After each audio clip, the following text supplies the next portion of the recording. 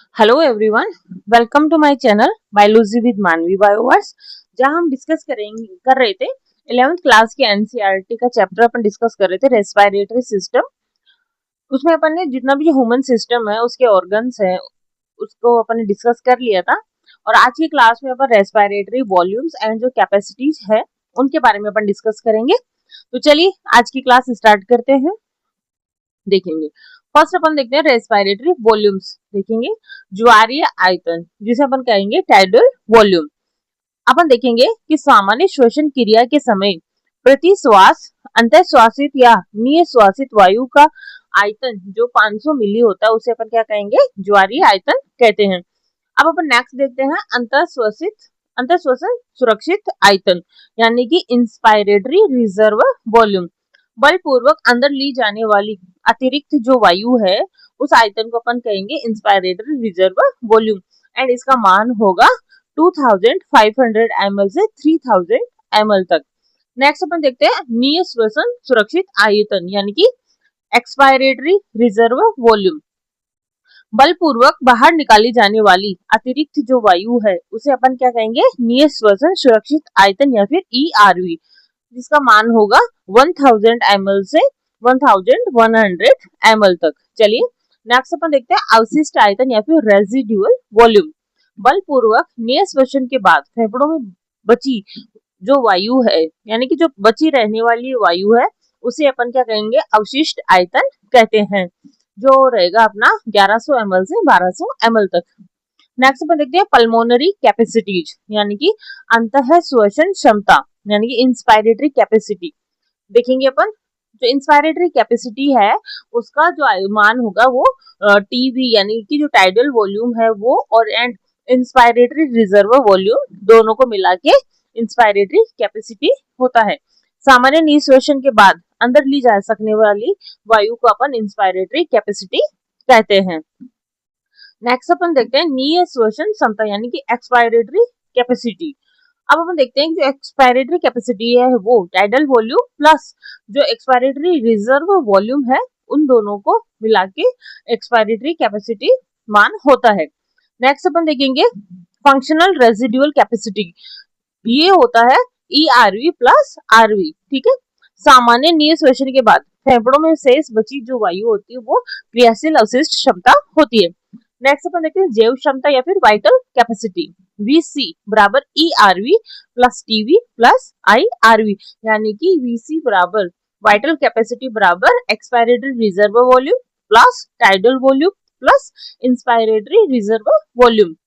अब अपन देखेंगे कि बलपूर्वक निःश्वसन के बाद अंदर ली जा सकने वाली अधिकतम वायु है उसे अपन वाइटल कैपेसिटी कहते हैं। नेक्स्ट अपन देखेंगे फेफड़ों की कुल क्षमता यानी कि TLC। देखते हैं TLC बराबर RV plus ERV plus TV plus IRV। बलपूर्वक अंतःश्वसन के बाद फेफड़ों में उपस्थित कुल वायु फेफड़ों की कुल क्षमता कहलाती है। कुछ इस तरीके से अपने जितनी भी जो वॉल्यूम्स हैं एंड कैपेसिटीज के बारे में देखा।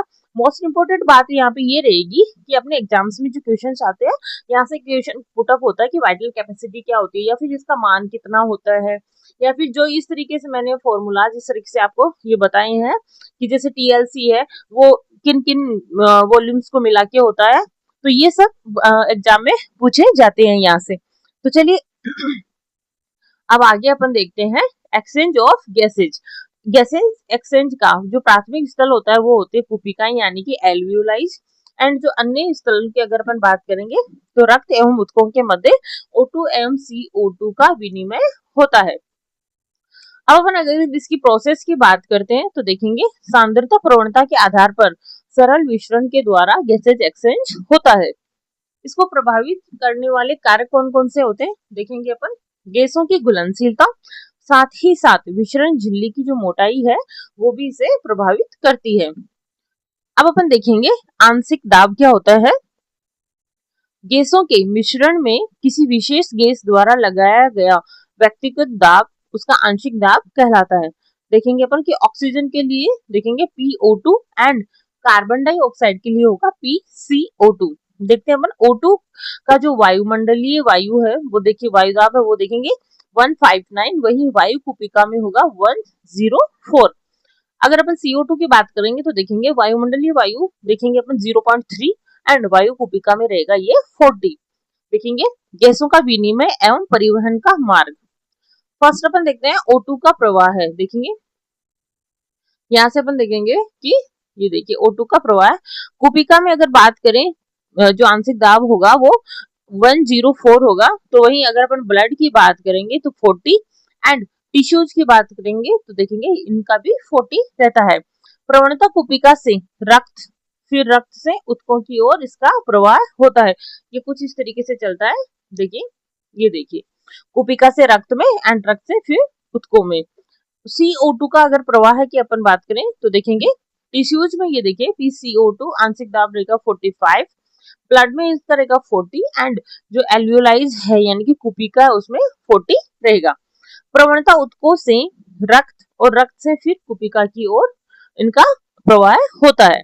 घुलनशीलता की अगर अपन बात करें तो देखेंगे CO2 की जो घुलनशीलता है वो O2 की तुलना में 20 से 25 गुना तक अधिक रहती है।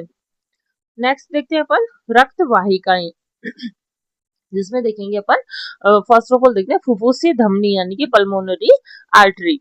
अनऑक्सीकृत जो रक्त कुपिका तक लेके जाती है वो फुफ्फुसीय धमनी कहलाती है। देखेंगे यहाँ पे P जो O2 है O2 का आंशिक दाब है वो 40 रहेगा एंड जो CO2 है उसका आंशिक दाब रहेगा 45। नेक्स्ट अपन देखते हैं फुफ्फुसीय सीरा। ऑक्सीकृत रक्त हृदय तक लेके जाती है एंड यहाँ पे O2 रहेगा 95 एंड जो PCO2 है वो रहेगा 40। अब अपन देखते हैं सिस्टेमेटिक आर्टरी। ऑक्सीकृत रक्त को शरीर के ऊतकों तक पहुंचाती है, वहीं जो सिस्टेमेटिक सीरा है वो अनऑक्सीकृत रक्त को ऊतकों से वापस हृदय तक लेके आती है। अपन देखेंगे विसरण झिल्ली। ये देखिए इसकी मोटाई 1 mm से काफी कम होती है, वहीं यह 3 स्तरों से मिलकर बनी होती है। कुपिका की पतली सल्की उपकला एंड रक्त केशिका की अंतःकला साथ ही साथ दोनों के बीच स्थित आधारी तत्व। CO2 की घुलनशीलता O2 से अधिक होती है, इसलिए CO2 का विसरण भी आसानी से हो जाता है। अब अपन देखेंगे यहाँ पे अपन देख सकते हैं, ये देखिए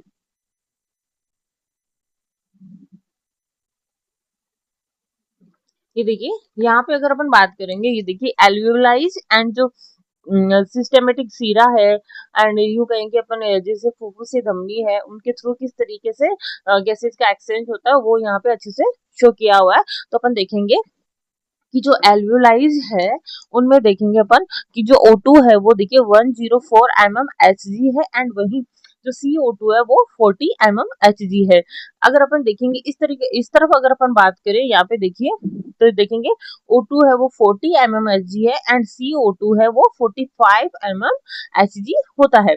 देखेंगे यहाँ पे जो सिस्टेमिक सीरा है वो देखिए भी ऑक्सीकृत रक्त को लेके जा रही है, ठीक है इस तरीके से यहाँ पे एंड आगे चल के ये देखिए एल्वियोलाइज में आएगा, ठीक है एंड इधर से अगर अपन बात करेंगे तो ये देखिए जो फुफ्फुसीय सीरा है वो ऑक्सीजनेटेड ब्लड है, उसको ये देखिए यहाँ से इस तरफ से लेके आ रही है, ठीक है एंड यहाँ पे जो PO2 है यानी कि जो ऑक्सीजन का आंशिक दाब है वो रहेगा 95 mm Hg एंड CO2 का आंशिक दाब रहेगा 40 mm Hg। ये ठीक है, ये यहाँ पे टिश्यूज है जहाँ पे CO2 एंड O2 का एक्सचेंज हो रहा है, ठीक है। तो कुछ इस तरीके से इस डायग्राम में आप अच्छे से देख सकते होंगे कि देख पा रहे होंगे कि जो कुपिकाएं हैं एंड जो टिश्यूज है और साथ ही साथ ये देखिए ब्लड के थ्रू O2 एंड CO2 का गैसेज एक्सचेंज हो रहा है, ठीक है। अब अपन देखेंगे यहाँ से देखेंगे अपन गैसों का परिवहन। O2 का परिवहन है देखेंगे अपन 97% जो O2 का परिवहन है वो आरबीसी के द्वारा होता है एंड जो 3% है वो प्लाज्मा में जो घुलित अवस्था में होता है। वहीं अगर अपन CO2 की बात करेंगे तो देखेंगे जो 70% है वो बाइकार्बोनेट्स के रूप में एंड 20 से 25% है वो कार्ब एमिनो हीमोग्लोबिन के रूप में ट्रांसपोर्टेशन होगा एंड 7% CO2 का ट्रांसपोर्ट प्लाज्मा में घुलित अवस्था में होता है।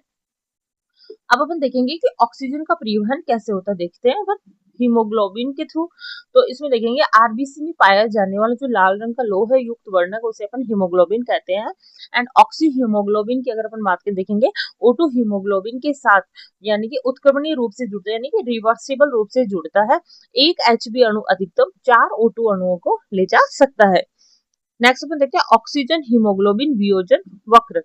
ये सिग्मोइड टाइप का वक्र होता है। देखेंगे अपन ग्राफ PO2 के सापेक्ष हीमोग्लोबिन की प्रतिशत संतृप्ति को यह दर्शाता है। नेक्स्ट अपन देखते हैं ऑक्सी हीमोग्लोबिन बनने के लिए अनुकूल परिस्थितियां कौन कौन सी होती है। एल्वियोलाइज में अगर अपन बात करें तो देखेंगे कि उच्च O2 होना चाहिए यानी कि O2 का आंशिक दाब उच्च होना चाहिए। वहीं जो CO2 है उसका आंशिक दाब निम्न होना चाहिए। साथ ही साथ कम H+ आयन सांद्रता होनी चाहिए एंड तापमान भी कम होना चाहिए। नेक्स्ट अपन देखेंगे ऑक्सी हीमोग्लोबिन के वियोजन के लिए अनुकूल परिस्थितियां। यहाँ पे अपन बात करें टिश्यूज में, ठीक है, तो देखेंगे टिश्यूज में है निम्न O2 होना चाहिए, O2 का आंशिक दाब निम्न होना चाहिए। वहीं CO2 का जो आंशिक दाब है वो उच्च होना चाहिए टिश्यूज में एंड उच्च H+ सांद्रता एंड साथ ही साथ टेम्परेचर भी उच्च होना चाहिए। प्रत्येक 100 ml ऑक्सीजनित रक्त सामान्य परिस्थितियों में ऊतकों को लगभग 5 ml O2 प्रदान करता है। नेक्स्ट अपन देखते हैं कार्बन डाइऑक्साइड यानी कि CO2 का परिवहन। देखेंगे फर्स्ट अपन देखते हैं कार्ब एमिनो हीमोग्लोबिन के रूप में। देखेंगे अपन यहाँ पे कि जो टिश्यूज है उनमें एंड एल्वियोलाइज में इनका आंशिक दाब कितना होता है। यहाँ पे अपन फर्स्ट देखते हैं ऊतकों में, ठीक है, उच्च PO2 तथा निम्न O2 होने पर CO2 Hb से बंधती है एंड कुपिका में क्या होगा कि निम्न CO2 तथा उच्च PO2 होने पर CO2 कार्ब एमिनो हीमोग्लोबिन के से वियोजित हो जाती है, ठीक है। अब अपन देखते हैं बाइकार्बोनेट्स के रूप में कार्बोनिक एनहाइड्रेज एंजाइम होता है। यह एंजाइम आरबीसीज में अत्यधिक सांद्रता में और प्लाज्मा में अल्प मात्रा में उपस्थित होता है। देखेंगे अपन यहाँ पे CO2 एंड H2O मिलके H2CO3 का फॉर्मेशन करते हैं एंड ये जो रिएक्शन है वो रिवर्सिबल रिएक्शन होती है, ठीक है। देखेंगे अपन यहाँ से H2CO3 है वो HCO3 एंड H+ में टूटता है। ऊतकों में क्या होगा कि जो CO2 है वो अधिक होने पर HCO3 और H+ बनते हैं। वहीं एल्वियोलाइज में CO2 कम होने से विपरीत प्रक्रिया होती है और CO2 व H2O बनते हैं जिससे CO2 बाहर मुक्त होती है। अब अपन यहाँ पे देखिए एक एल्वियोलाई का डायग्राम देखते हैं अपन इसमें। ये देखिए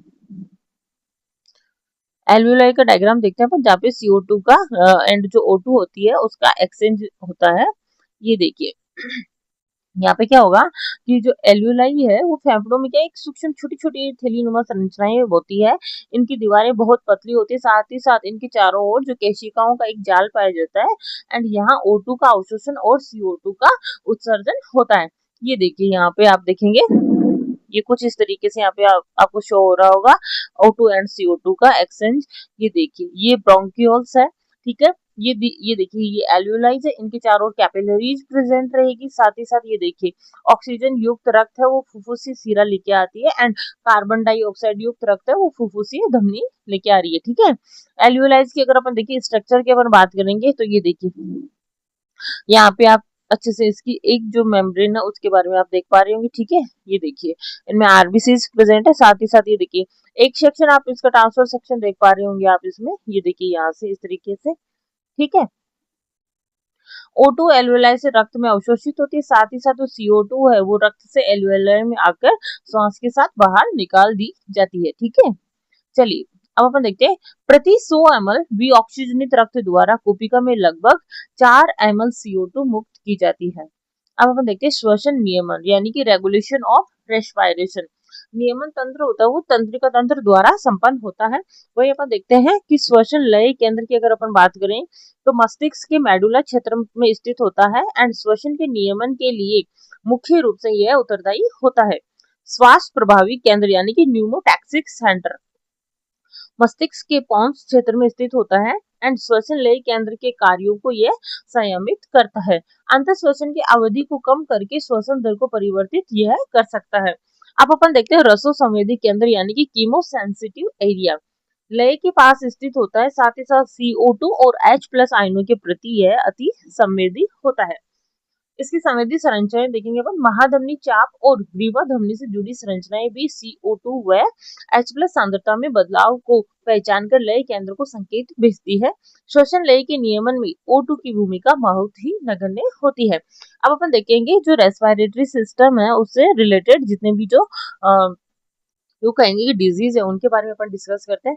फर्स्ट अपन देखेंगे अस्थमा, ब्रोंकी और ब्रोंकियल्स में सूजन आ जाती है, साथ ही साथ इसमें सांस लेने में कठिनाई महसूस होती है। अब अपन देखते हैं ब्रोंकाइटिस यानी कि श्वसनी शोथ, ठीक है। श्वसनी की सूजन, श्वसनी में सूजन व जलन जिसे लगातार खांसी आती रहती है, इसे अपन ब्रोंकाइटिस कहते हैं। वात स्फीति या फिर एम्फाइसीमा, ठीक है, ये एक चिरकालिक रोग है यानी लंबे समय तक चलने वाला रोग है। कुपिका की जो वॉल है वो क्षतिग्रस्त हो जाती है जिससे गैसेस विनिमय की सतह घट जाती है, और इसका रीजन क्या रहता है, धूम्रपान के कारण ये एम्फाइसीमा होता है अपन को, ठीक है। व्यावसायिक श्वसन रोग की अगर अपन बात करेंगे, इसका कारण क्या रहेगा, जैसे पत्थर की घिसाई या पिसाई करने वाले जो उद्योगों से निकलने वाले जितने भी जो धूल कण है वो क्या होते हैं, लंबे समय तक श्वसन नलिका में जमते रहते हैं, ठीक है। इससे क्या होगा कि इसमें सूजन आ जाती है श्वसन नली में, एंड फेफड़ों को यूं कहेंगे कि अपन फेफड़े डैमेज हो सकते हैं। इसके लिए अपन देखेंगे कि क्या प्रोटेक्शन रख सकते हैं अपन, जो प्रोटेक्टिव जो मास्क आते हैं वो अपन को यूज करने चाहिए। तो कुछ इस तरीके से आज अपन ने ये देखा, जितने भी जो श्वसन के लिए जितने भी जो अपने डिजीज है उनके बारे में देखा, गैसेस एक्सचेंज देखा। तो thank you for watching, and channel को प्लीज सब्सक्राइब करें जिससे कंटिन्यू जो भी अपनी क्लासेज आती है उनका नोटिफिकेशन आपको फर्स्ट में ही आपको मिले, एंड आप कंसिस्टेंसी के साथ अपनी क्लासेज को ज्वाइन कर सके। Thank you.